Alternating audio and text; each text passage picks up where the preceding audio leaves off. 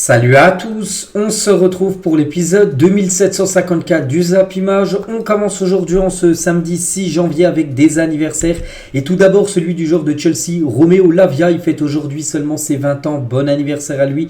Il y a aussi le joueur de Monaco, Mohamed Camara, il fête aujourd'hui ses 24 ans. Le milieu défensif, ou pourquoi pas l'arrière droit, Bafodé Diakité, un joueur de Lille, il fête aujourd'hui ses 23 ans. On continue, on va parler maintenant de ce qui s'est passé hier soir et on commence en France, il y avait de la Coupe de France et tout d'abord l'équipe de Pau recevait l'équipe du FC Nantes, c'était une équipe de Ligue 2 contre une équipe de Ligue 1 et c'est l'équipe de Ligue 1 qui s'est imposée 4-1, donc Nantes se qualifie pour la suite de la compétition, mais pas que Nantes avait atteint la finale. Saison dernière de la Coupe de France, vous avez pris une raclée contre l'équipe de Toulouse, mais là ils passent les 32e de finale, du coup se qualifient pour les 16e de finale, on peut voir qu'ils perdent 1-0, mais Mollet, Kadewere doublé et Bamba ont été buteurs côté FC Nantes, donc voilà, belle victoire du FC Nantes en plus à l'extérieur. Et on va parler de Tino Kadewere. Donc hier, pour ceux qui ont suivi l'épisode, j'avais dit que c'était officiel, il rejoignait l'équipe de Nantes en prêt. Donc il a joué hier, il est rentré à la mi-temps et il a déjà inscrit un doublé pour ses premières minutes sous le maillot Canari, donc des débuts parfaits pour l'ancien joueur de l'Olympique lyonnais avec un match et déjà 2 buts inscrits. Lui aussi les gars, il a été transféré il y a 1 ou 2 jours du côté du FC Nantes, donc lui il a commencé titulaire, c'est Benny Traoré, est titulaire face à Pau pour sa première, donc il a joué, il n'a pas marqué, mais lui aussi a fait ses débuts avec l'équipe du FC Nantes. Il y avait aussi un match, c'est un duel entre deux équipes de Ligue 1, c'était hier soir, entre l'équipe de Metz et l'équipe de Clermont, du coup ça s'est fini 1 partout, donc il n'y a pas de prolongation, c'est directement tir au but. Et c'est l'équipe de Clermont qui a été bien meilleure que l'équipe de Metz lors de cette séance des tirs au but. Et du coup, Clermont se qualifie pour les 16e de finale de la Coupe de France. On peut voir les 2 buteurs, Sané côté Messin et Alevina côté Clermontois. Et concernant Sané, donc le jeune Sadibou Sané, un joueur né en 2004, est devenu le 30e Sénégalais à marquer un but pour le FC Metz depuis le début du siècle. C'est énorme. C'est notamment grâce à l'excellent travail de l'académie Génération Football parce que là-bas, il y a un centre de formation du côté du Sénégal et les meilleurs joueurs viennent du côté de Metz parce qu'en gros il y a un partenariat avec cette équipe de Metz. On a pu voir que Mané à l'époque avait été sorti de Génération Foot pour aller du côté du FC Metz puis après faire sa magnifique carrière, mais quand même il devient le 30e Sénégalais à marquer un but pour le FC Metz. C'est quand même exceptionnel et cette connexion Génération Foot et le FC Metz, ça marche très très bien depuis beaucoup d'années. Et toujours tiens côté sénégalais, donc là c'est pas avec Metz mais plutôt avec l'équipe de Clermont et aucun problème, Massamba Ndiaye prend les commandes avec 3 tirs au but stoppés, donc c'est le deuxième gardien tout simplement de l'équipe de Clermont parce que Moridio il est parti à la CAN, le gardien titulaire de cette équipe de Clermont, donc là c'était sa doublure. Et il a fait aussi un match exceptionnel lors de la séance des tirs au but. Il a arrêté 3 tirs au but, ce gardien, Massamba Ndiaye. Toujours sur ce match Clermont contre l'équipe de Metz, à noter que Georges Mikotadze a fait son grand retour au stade Saint-Symphorien. Hier soir, il a été présenté parce que c'est officiel. Il revient en prêt pour la deuxième partie de saison du côté du FC Metz. Il a été présenté avant la rencontre, bien sûr. Donc voilà, grosse recrue, bien évidemment, pour l'équipe du FC Metz. On continue, il y avait aussi un autre match. Tiens, là, c'est un peu une surprise parce que Feni Aulnoy jouait contre Quevilly, une équipe de Ligue 2. Donc Feni Aulnoy, les gars, c'est une équipe de National 2. Et c'est cette équipe de National 2 qui s'est imposée 1-0 et du coup ils éliminent l'équipe de Quevilly. Donc les nordistes disputeront les 16e de finale de la compétition, donc de la Coupe de France, pour la première fois de leur histoire. La magie de la Coupe de France, on peut dire, c'est le premier gros coup des 32e de finale. A noter que cette équipe avait affronté le Paris Saint-Germain, c'était en 2021, c'était en 32e de finale. Bon, ils avaient perdu 3-0 contre le PSG. Icardi avait été buteur, il a mis un but, Mbappé avait marqué un doublé. Donc là, cette fois-ci, ils ont passé les 32e de finale vu qu'ils ont battu cette équipe de Quevilly. Donc pour la première fois, ils joueront les 16e de finale. Donc félicitations à cette équipe. Et sinon, les autres qualifiés, on peut voir que Rodez est également qualifié. Là, pareil pour Valenciennes, pareil pour le Racing CFF.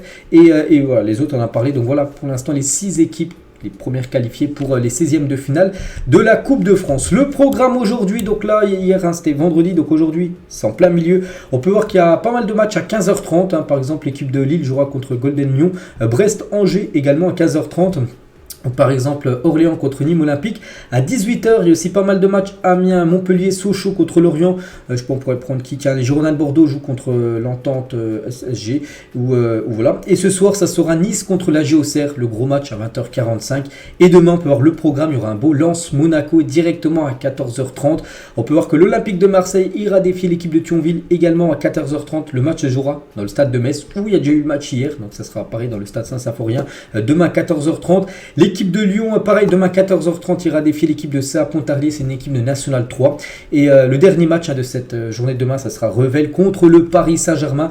20h45, le match sera diffusé sur beIN Sport. Et plus de 200 supporters de l'US Revel ont assisté hier au dernier entraînement public du club de Régional 1. Magnifique, hein. Pour rappel, donc les Revelois affronteront le Paris Saint-Germain demain en Coupe de France. Donc voilà, un gros engouement. Bien sûr, le stade sera à guichet fermé, ça se jouera à Castres, hein, cette rencontre. Et voilà, bien sûr, ils sont beaucoup soutenus par leurs supporters, hein, cette équipe amateur.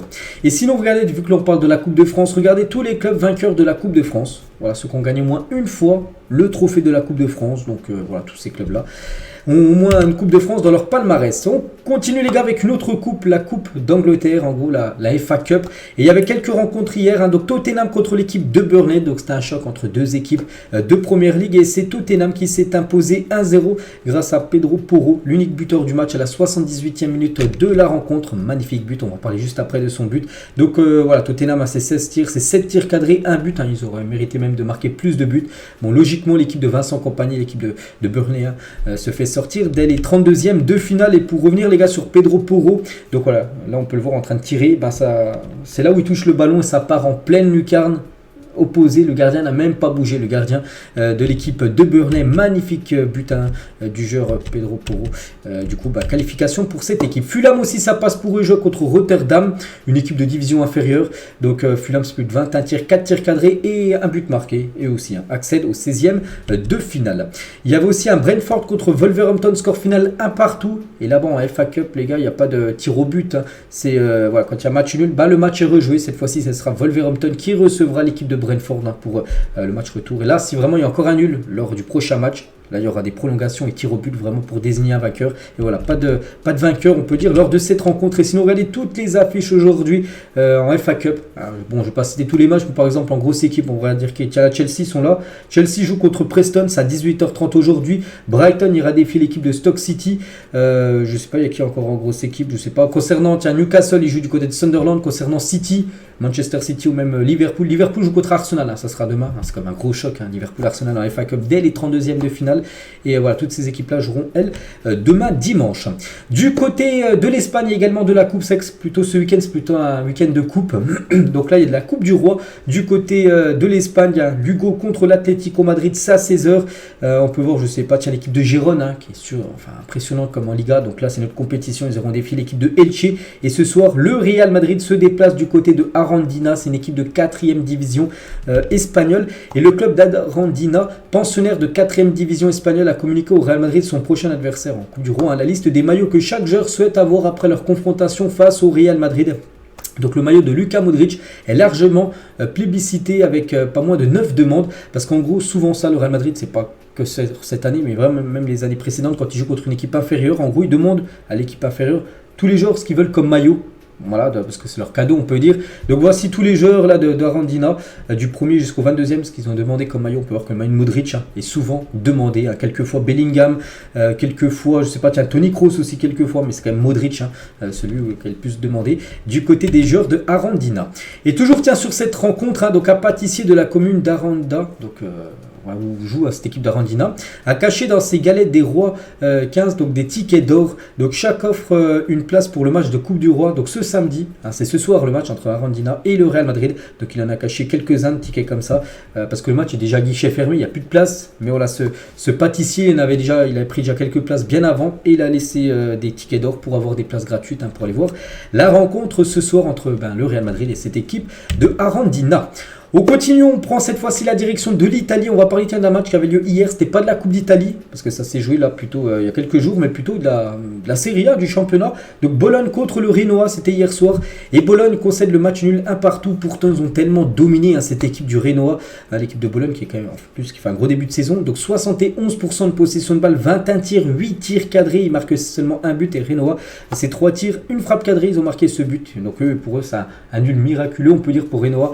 Et pour Bologne, c'est certainement 2 points de perdus, c'est dommage parce qu'il y avait la place certainement de gagner, même en plus avec une grosse victoire. Bref, donc Bologne en plus très bien classé, bon, son 5e, dommage, j'aurais gagné, ils auraient pu remonter à la 4e position. Donc voilà ce classement avant les matchs du week-end. Donc aujourd'hui, il y a l'Inter contre Hellas Vérone. N'oubliez pas que l'Inter est actuellement leader. Hellas Vérone, c'est 17e. C'est à 12h30 le match.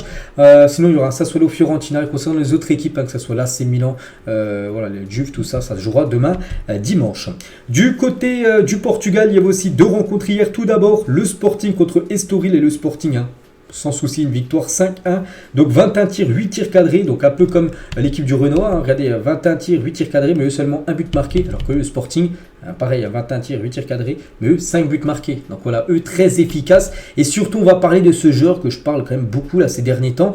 Donc l'excellent Victor Gyökeres, 25 ans, vient de réaliser un triplé de passes décisives avec le Sporting Portugal. La saison qu'il est en train de réaliser, c'est vraiment de la folie. 21 matchs et 18 buts et 9 passes décisives. Hier, il a fait 3 passes D lors de la victoire 5-1 de son équipe. Je pense que c'est un joueur, les gars, qui ira vraiment dans un top championnat saison prochaine. Donc voilà, c'est un attaquant suédois. C'est vrai qu'il est impressionnant. Regardez ses derniers matchs. Donc déjà on peut voir ses notes là où c'est au bleu, c'est-à-dire qu'il est élu homme du match. Donc hier élu homme du match. Le match d'avant pareil, élu homme du match. Il a marqué un but lors d'une victoire 2-1. Je sais pas, un coup il a marqué un but et une passe D. Donc souvent il est buteur. Donc voilà, vraiment un joueur très complet. Il est tout jeune, il est né le 4 juin 1998. Donc voilà, ce joueur qui est en fin de contrat en 2028 on peut voir là. Donc il y a des chances de le voir. Je sais pas, peut-être en première ligue, je sais pas, je dis ça au pif, la saison prochaine. Et il y avait aussi un autre match, l'équipe de Porto jouait contre Boavista. Donc un peu comme, tiens, on parlait de Bologne tout à l'heure, ils ont beaucoup tenté. Eux c'est pareil, 24 tirs, 7 tirs cadrés pour seulement un but marqué. Boavista, c'est 2 tirs cadrés, ils ont mis un but. Et du coup, partage des points entre ces deux équipes. Le classement, donc le Sporting a fait la bonne opération vu que eux gagnent et Porto ne s'est pas imposé. Donc concernant le Benfica qui joue aujourd'hui, donc le Benfica joue aujourd'hui contre l'équipe de Arouca. Donc une équipe, je sais pas où ils sont, Arouca. Voilà, ils sont 11e. Donc le Benfica qui a 4 points d'écart avec le Sporting. Pas le choix, ils ont une pression. Ils doivent absolument s'imposer pour revenir à un point sur le Sporting. Pour voir qu'ils commencent à avoir des creux quand même en tête de cette Liga portugaise. Du côté de la Turquie aussi, des matchs aujourd'hui. Voici le programme. Voilà, donc Adana Demirspor par exemple se déplace du côté de Istanbul. Başakşehir, à noter que le Beşiktaş a joué hier, ils ont perdu de nouveau 3-1 de Beşiktaş.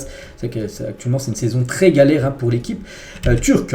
On continue les gars, cette fois-ci on va parler des sélections parce que hier l'Algérie jouait un match amical pour préparer bien sûr la CAN. À la CAN c'est imminent, c'est la semaine prochaine que ça commence. Bref, donc l'Algérie jouait contre le Togo hier soir et ils ont gagné 3-0 leur match amical, parfait. Donc doublé de Rami Ben Sebaini et un but d'Islam Slimani. Donc les Fennecs sont prêts pour la CAN qui débute dans maintenant 8 jours.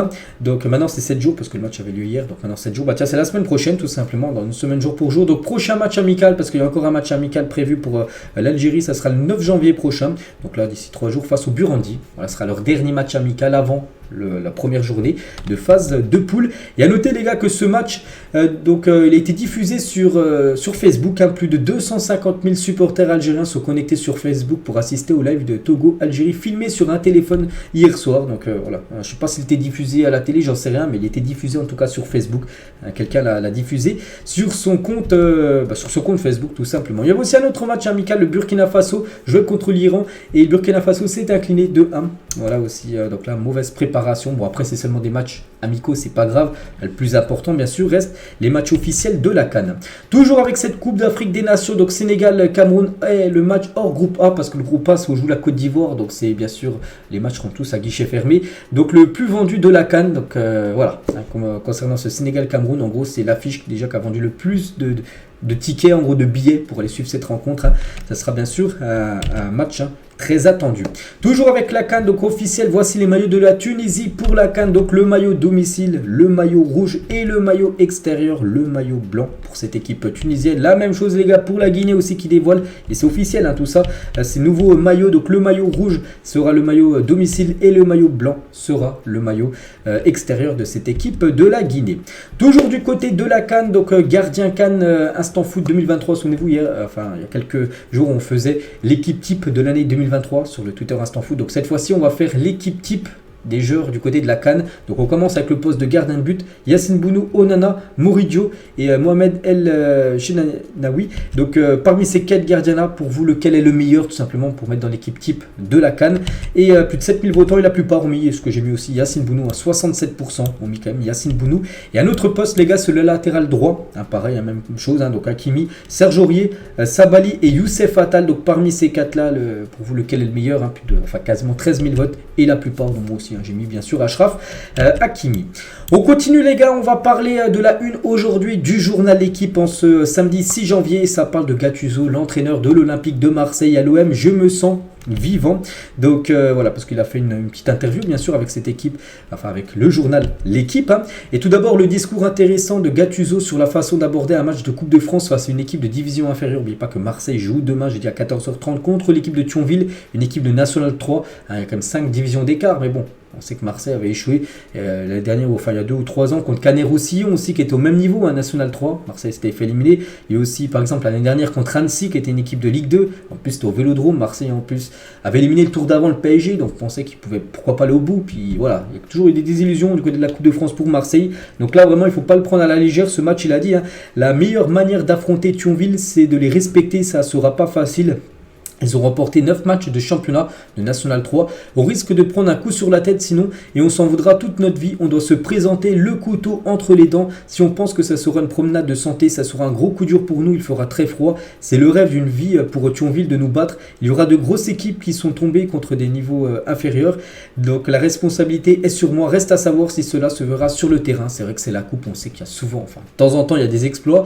Donc voilà, Marseille ne veut pas tomber dans le piège, on va dire, de cette équipe de Thionville. Donc verdict demain. Hein. Et toujours avec Gattuso en conférence de presse avant ce match demain, il a dit on cherche donc un milieu qui connaît le championnat, la France et parle français. On n'a pas de temps à perdre sur l'adaptation. On cherche quelqu'un qui est prêt à jouer dès qu'il arrive. Donc voilà ce qu'il cherche. Et il y a un nom les gars que j'ai pu voir, c'est Yann M'Vila qui est actuellement libre. En plus, il avait fait de l'appel du pied il y a quelques jours en faisant une interview en disant que lui il souhaitait revenir en France et pourquoi pas Marseille. Donc c'est qu'il connaît, il parle français, il connaît très bien le championnat français. Yann M'Vila qui jouait par exemple à Rennes à l'époque, donc en plus il est libre, hein, il peut s'engager gratuitement à l'OM, donc on pense que ça peut être une très belle piste hein, pour l'équipe Marseille, mais voilà, Marseille cherche un milieu là sur ce mercato. On va parler de Kylian Mbappé, évoque le fait de ne plus pouvoir faire ce qu'il souhaite lors d'une interview avec Élise Lucet, en gros c'est sur Envoyé spécial là qui sortira, je sais plus c'est quand je crois que c'est un jeudi, c'est jeudi 18, hein, c'est pas jeudi qui arrive, c'est l'autre d'après, bref, donc il a dit en gros Kylian Mbappé, parce que maintenant il est ultra connu, il peut pas aller acheter une baguette de pain sans qu'il soit reconnu, tout ça, mais il aimerait devenir incognito, c'est-à-dire passer, regardez, hein, que ferait Mbappé s'il pouvait passer 48 heures sans que personne ne le reconnaisse. Il a dit je passe mes 48 heures dehors, c'est sûr, je fais tout, des choses sans réfléchir, j'ai perdu la spontanéité de l'être humain, moi je veux sortir, aller faire ça, je le fais, tout est question d'organisation, tout s'organise, hein, quand il doit aller quelque part, il est peut-être, enfin il a des gardes du corps, tout ça, il peut plus faire comme ce qu'on fait nous, bien sûr, hein, parce qu'il est ultra connu, bien sûr, Kylian, et est-ce que c'est pesant? Il a dit maintenant non, c'est le quotidien, mais ça l'était, avant, bien sûr, il a mal vécu ça, hein. Je peux tout faire, aller manger tranquille dans une brasserie, sortir avec des amis, faire la fête, incognito, personne ne vient vous voir. Le lendemain matin, bon brunch au soleil sur une terrasse, admire les choses simples de la vie. Voilà en gros ce qu'il aimerait faire tout simplement Kylian Mbappé, mais maintenant il ne peut plus hein, parce que il est reconnu directement. Puis voilà, rien qui passe, je sais pas à Paris, voilà, il y aura un attroupement autour de lui pour avoir des photos, des autographes, tout ça. Donc bon après c'est comme ça quand tu es une méga star. Et toujours avec Kylian Mbappé, donc Julien Laurent sur le cas Mbappé, donc il a dit je le crois vraiment quand il dit qu'il n'a pas encore décidé concernant son futur. Hein. S'il veut rester un peu plus longtemps ou aller ailleurs cet été en étant libre, hein, ça sera probablement au Real Madrid. Liverpool c'est moins probable, même si Liverpool est une possibilité, hein, mais c'est une équipe qu'il aime vraiment, hein, voilà l'équipe de Liverpool, hein. Même s'il part en tant que joueur libre, hein, donc sans frais de transfert pour le PSG, l'accord qu'il a avec le club protège le PSG et préserve l'intérêt du club. Donc voilà ce que pense ce Julien Laurence les gars sur Kylian Mbappé. Et toujours tiens avec Kylian Mbappé, sa dernière story Instagram qu'il a pu mettre, c'est par rapport au basketteur français Victor Wembanyama, parce qu'hier il y avait un match, bon je suis pas trop le basket mais je crois qu'il a fait un gros match, hein, parce que sinon il n'aurait pas mis ça, donc doucement mais sûrement, puis il a mentionné bien sûr son ami Wembanyama qui avait fait un gros match de NBA hier. On continue les gars, on revient 6 ans jour pour jour en arrière et Philippe Coutinho quitte à Liverpool et s'engageait du côté du Barça. C'est vrai qu'il n'y a pas que l'été où il se passe des gros transferts, par exemple, tiens, c'est un mercato hivernal et le gros transfert Coutinho au prime de Liverpool quittait le club pour aller du côté du Barça. Montant de l'opération 145 millions d'euros. Je sais pas, je crois que c'est toujours le transfert le plus cher de l'histoire du Barça. Il y a eu Dembélé aussi qui a dépassé les 100 millions d'euros je crois, mais moins que Coutinho. Hein. Et Coutinho, c'est vrai que si on fait 6 ans plus tard son bilan, déjà il joue même plus du côté du Barça, et bah ça a été un flop total, hein. Peut-être le plus gros flop de l'histoire du football, peut-être avec celui d'Eden Hazard du côté du Real. C'est vrai que ça a été un énorme flop, c'est quand on savait ce qu'il faisait du côté de Liverpool et ce qu'il a fait du côté du Barça. Hein, c'est fou, donc voilà, c'était il y a 6 ans, jour pour jour, ce transfert officiel. Toujours tiens avec une info officielle, Jefinho prêté par Lyon à Botafogo jusqu'à la fin de la saison. J'en ai parlé il y a quelques jours et ça y est, c'est fait. Donc voilà. Après, n'oubliez pas que Botafogo et Lyon ont le même propriétaire, donc c'est pour ça que ça facilite bien évidemment les deals entre les deux clubs. Donc c'est John Textor qui a géré tout ça. Donc voilà, Jefinho du côté du Brésil portera le numéro 47 du côté de Botafogo. Et tiens, dans l'autre sens inverse, les gars, donc Botafogo du côté de Lyon, deux joueurs arrivent. Tout d'abord, Lucas Perry, un gardien, et Adrielson, un défenseur. Donc le prix des transferts s'élève à un total de 7 millions d'euros. Voilà, ces deux joueurs-là. Voilà, deux joueurs qui arrivent à Lyon, mais en provenance de Botafogo. Comme j'ai dit, les gars, les deux clubs, c'est facile de faire des transferts entre ces deux clubs-là. Fernando Diniz aurait été licencié de son poste de sélectionneur du Brésil. Donc Dorival Junior, entraîneur de Sao Paulo, est le favori pour le succéder. C'est que Diniz, il a floppé du côté du Brésil. Donc c'est fini. Pourtant on attendait Carlo Ancelotti, mais le problème au Brésil, c'est qu'Ancelotti a prolongé du côté du Real. Et du coup c'est un gros problème. Et c'est vrai que cet entraîneur, les gars, Diniz, au cours de ces 6 matchs où il a été coach, donc ils ont gagné seulement 2 fois en 6 matchs. C'est peu quand même, surtout pour le Brésil. On fait match nul une fois et on perdu 3 matchs, laissant le Brésil quand même 6e des poules de qualification pour la future Coupe du Monde. Le Brésil, normalement, c'est soit premier, ou voire deuxième avec l'Argentine. Voilà. Et sur la poule de 10, ils sont 6e sur 10. Donc voilà, c'est pas fou, donc c'est pour ça qu'il a été licencié. Bon, c'est pas encore officiel, on n'a pas vu encore que c'est marqué officiel, mais bon, si les infos commencent à sortir comme ça, c'est que c'est imminent. Tiens, on va parler d'un autre coach, c'est Xabi Alonso, et le Bayern Munich veut Xabi Alonso, le coach du Bayer Leverkusen. Donc l'actuel entraîneur du Bayer Leverkusen est ciblé pour succéder à Thomas Tuchel l'été prochain. Le club bavarois veut profiter du fait que le Real Madrid a prolongé le contrat de Carlo Ancelotti pour le faire venir. Donc voilà, le Bayern voudrait changer d'entraîneur et envoyer Tourelle, je sais pas, ailleurs, et surtout accueillir Xabi Alonso du côté du club munichois. Officiel, Thilo Kehrer est prêté à l'AS Monaco en provenance de West Ham. Donc lui aussi, j'en ai beaucoup parlé ces derniers jours. Donc là, on n'en parlera plus vu que c'est officiel. En quête de temps de jeu, vu qu'il joue très peu du côté de West Ham, l'international allemand fait son comeback en France, prêt assorti d'une option d'achat de 11 millions d'euros. Donc déjà, c'est un prêt payant. Donc Monaco va payer pour l'avoir 6 mois 500 000 euros à l'équipe de West Ham. Puis en fin de saison, ils décideront s'ils l'achètent ou non. Donc l'acheter, c'est 11 millions d'euros. Sinon, il retournera du côté de West Ham. Donc voilà, n'oubliez pas qu'il avait déjà joué en France, il avait joué au Paris Saint-Germain il y a quelques années. Tout d'abord, sur le choix de rejoindre Monaco, il a dit plusieurs options se sont offertes à moi. J'ai parlé à plusieurs clubs, mais j'ai pris la décision de venir à Monaco, car à mes yeux et à la vue de ma situation, j'avais besoin d'avoir du temps de jeu dans une équipe compétitive avec du potentiel.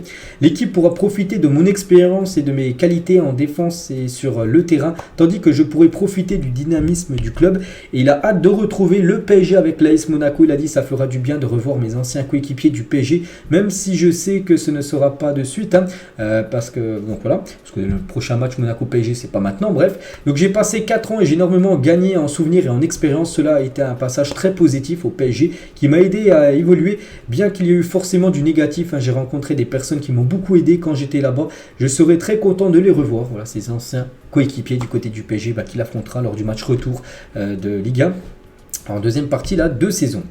On continue, on va parler du FC Barcelone et coup dur. Donc Cancelo souffre d'une distension du ligament latéral interne. Donc on ne sait pas trop ce que c'est, mais voilà, quand ça parle de ligament, tout ça, c'est pas bon. Donc le latéral de Barcelone va manquer plusieurs semaines de compétition et c'est un communiqué officiel de la part du club. Et pourtant hier Xavi disait oui, la blessure, parce qu'il est sorti au bout de 10 minutes de jeu lors du match contre Las Palmas, blessure, et Xavi disait oui, c'est pas très grave tout ça. Et à chaque fois que du côté de Barcelone dit que c'est pas très grave, en gros le joueur, c'est plutôt grave parce que là c'est quand même plusieurs semaines de compétition.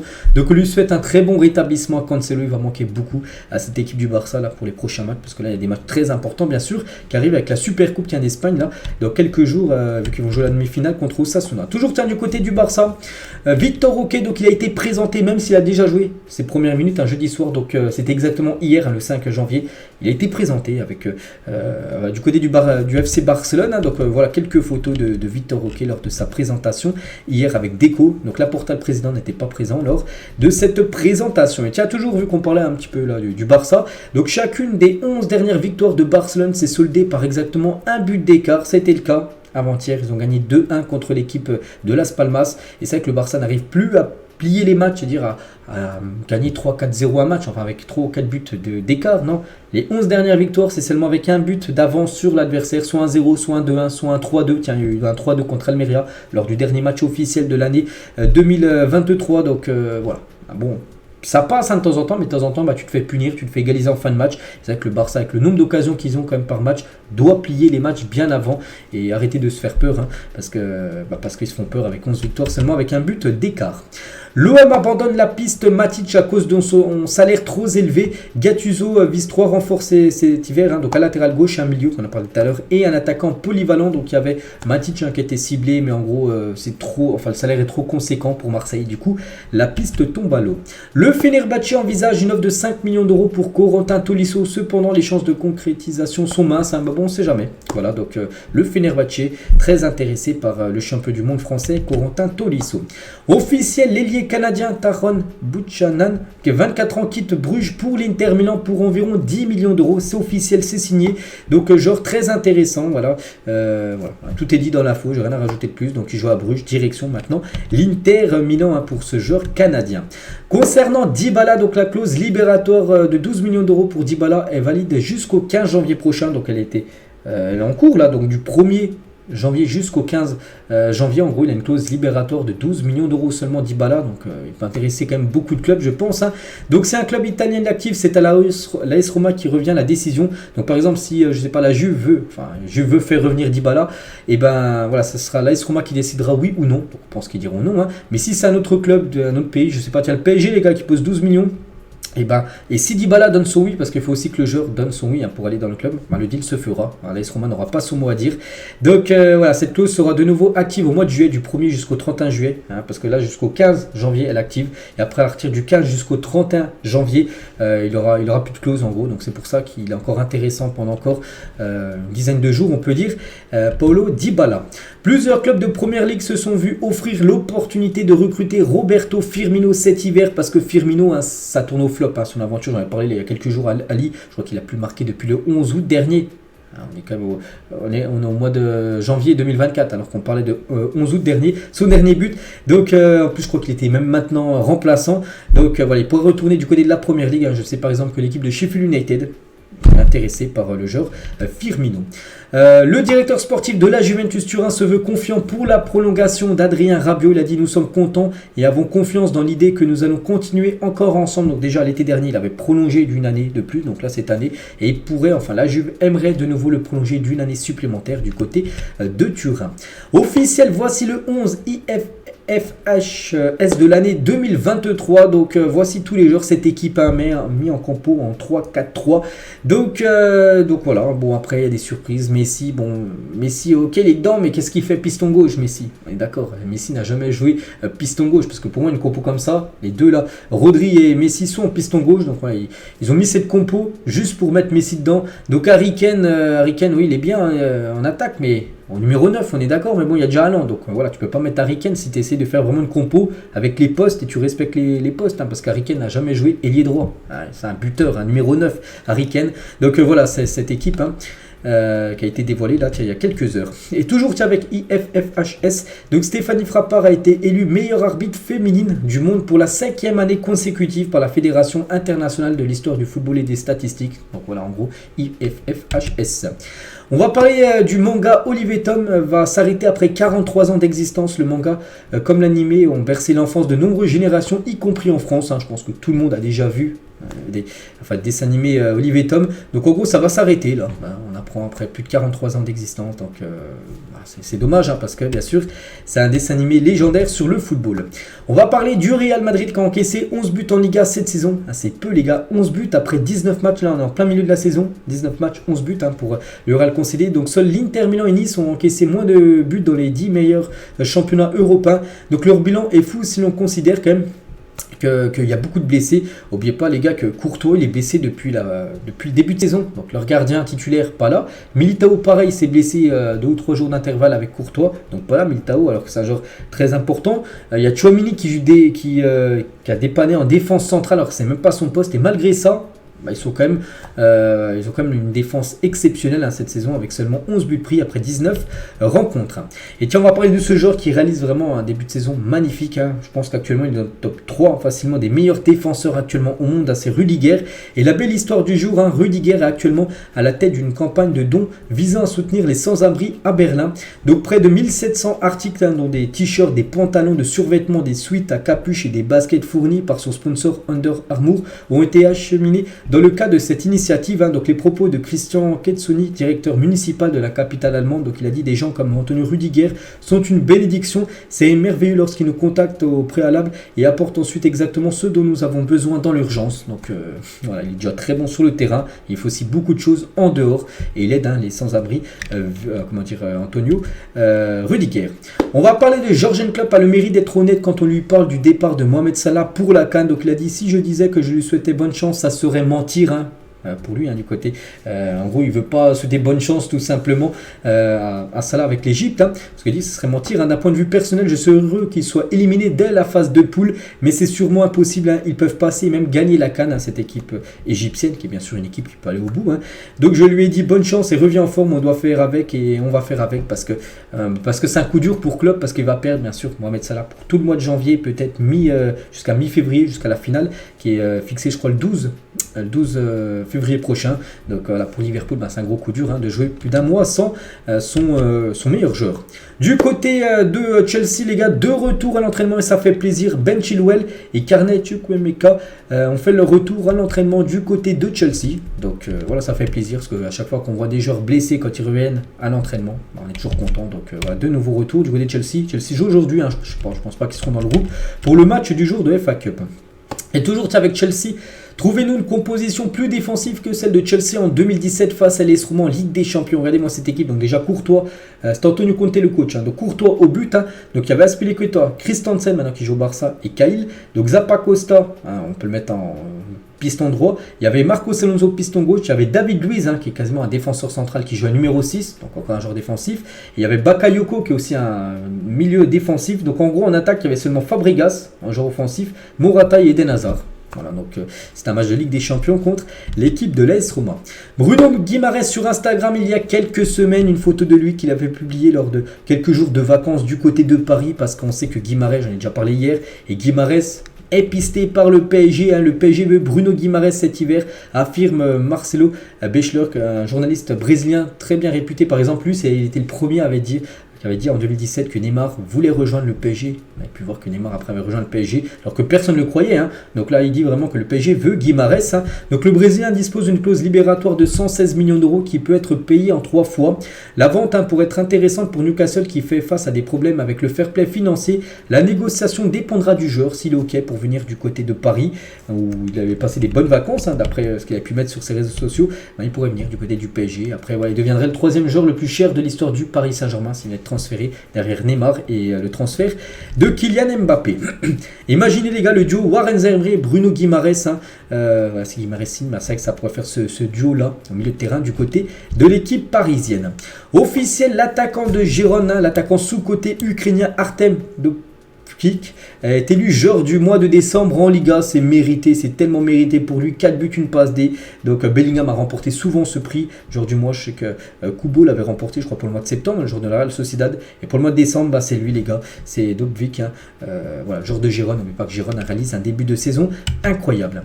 Jordan Verretou pense à l'Euro. Il a dit bien sûr que l'Euro est un objectif quand on a déjà goûté à l'équipe de France et disputé une Coupe du Monde. Tu as envie d'y retourner, la concurrence est forte, mais je vais tout faire pour y revenir. Donc lui, c'est un joueur français. Il aimerait être dans le groupe des Bleus en tant que milieu de terrain pour le championnat d'Europe des Nations qui commence là dans quelques mois.